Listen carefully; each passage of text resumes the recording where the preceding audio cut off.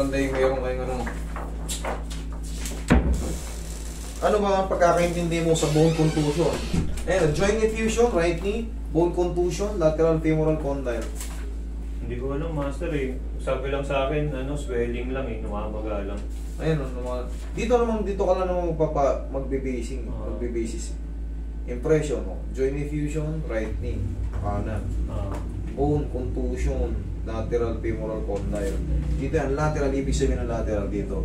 Yung condyle natin, yung lateral condyle natin, alam mo yung dumudulas na piyo? Ito. Ayan o. Ito ang lateral condyle. Lateral femoral condyle. Yan. Siyempre, may contusion dito. Ibig sabihin, nagkaroon ng ano yun dyan. Parang napunit yung ano mo. Magkakaroon ng punit yung bed mo sa tibial. Kaya pag ginano mo, umusog ng pag ano eh. Oo nga po. Na-scratch. Kaya sabi ko parang hindi, ano yun? Nararamdaman ko, hindi siya pantay. Yung saka impact, yung laki ng tuhod ko, yung impact ng bagsak mo, idol. Ganito nangyari sa akin, Master yun. Alin ka dyan? Yung magre-receive ng bola. Ayan, ikaw yan? Pagkatake ko sa left. Galing mo pala. Ayun o. Pag ganun ko, pag step ko ng ganun, Pag ano mo. parang pumitik eh, may pumunog eh. Marunong ka pala maglaro eh. Marunong mag-dribble eh, yung problema. Kaso kasalanan mo yun, parang pasugod ka lang, hindi ka naman binangga eh. Hindi ka naman binangga, kaso bumigay. Siguro siyempre yung body weight, pag ganun mo. Totoo man. Pero yun naman ang kadalasan may ipit eh, pagka nagkaroon ng, tapos yung bukod sa bone contusion, may ipit kasi yun, tumudulas. Pero pag na-align niya ng mawawala yung pain yan. Tapos i-rest mo lang, para sa mga susunod makalaro ka. Pero wala namang ACL no, Master? Wala. No, nakalagay mo.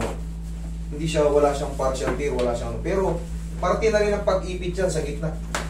Higa ka dyan. Tsaka bihira mapapatid yung ganon, yung movement mo na ganon. Baka yung na-stress yung tuhod ko dahil sa bigat ko na rin. Oo. Ano naman eh, pag crossover mo ng paglipat mo ng ganon. Parang penetrate ka ng penetrate, pasok pa kaliwa, palay-up eh. Yan.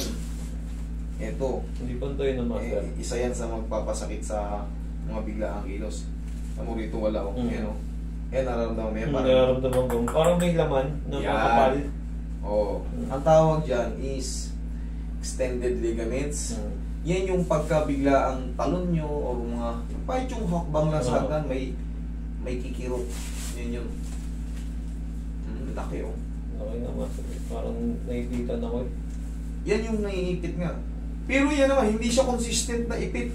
Dumudulas yan. Oo, totoo. Ganun nga po nararamdaman ko. May pain minsan, pero... Oo, ganun po, Master. Minsan, wala. Okay naman. Lalo kung hindi ka naman talaga. Pero pag may movement kang Oo. kunyari pupuwersa ka. Oo, Okay? Doon ko na po nararamdaman. Yung iba, pinapakayod dyan. Yung iba naman, mamaya tuturo ko sa'yo kung paano mo isisipa lang. Para yung manig lang yung mawawala rin yan. Napapanood ko nga yung YouTube nyo, Master. Ganun lang. Tinitignan ko yung sinisipa na straight yung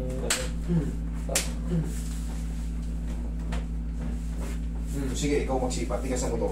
Sipa mo. Isa pa. Yan. Okay na yan. Tignan mo, makakatalong-talong ka yan.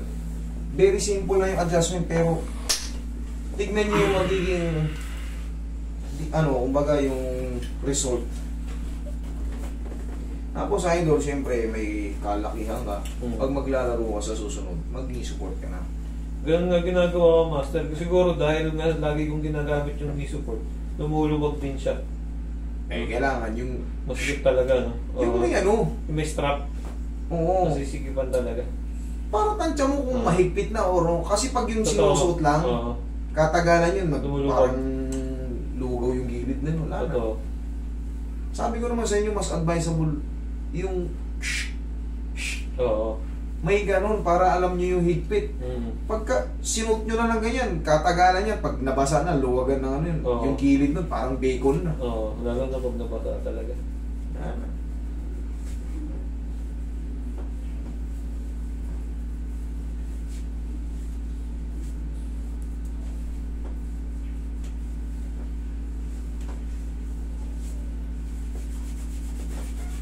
Pagka ganito, Master, gaano katagal bago maglaro ulit? Kahit mga 3 linggo hanggang isang buwan. Hayaan mo lang muna mag-establish kasi may tama yung lateral femoral condyle mo. May scratch yun, bone contusion, gumagano. Kailangan yun, maghilo muna yung tamang posisyon muna. Kaya lang naman nagkaka-bone contusion yun kasi umusog yan. Pero pag nayanig na yan, dumudulas din yun sa tamang posisyon.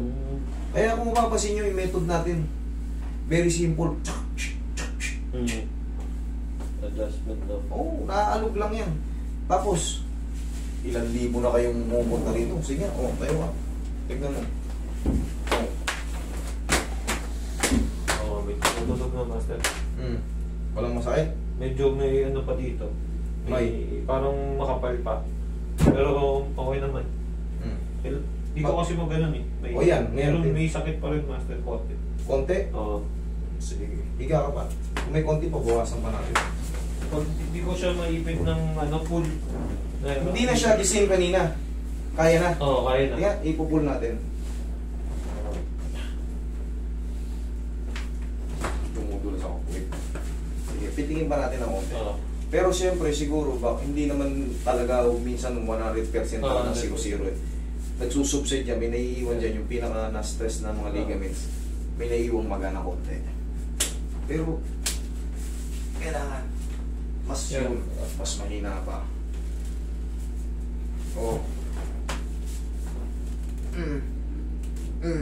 Kaya na? Pirot na yan. Sige. Chinelas ka, idol. Kapakin mo. Chinelas ka.